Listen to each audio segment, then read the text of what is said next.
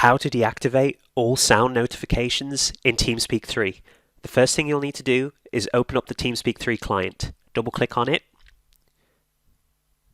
Once that opens, you don't actually need to be connected to a server, and all you need to do is go to Tools. Once you're in Tools, go to Options, left click on it to open it.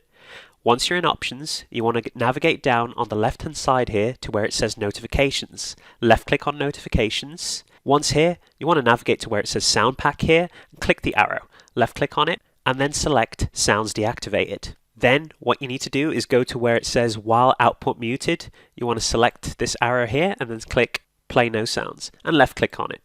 Once that's done, hit Apply and OK. And there you go guys, you're done. Just a very quick guide. If you enjoyed the video and it was helpful, please give it a like, comment down below and subscribe, and I'll see you on the next video. Why is it so hard to let you go?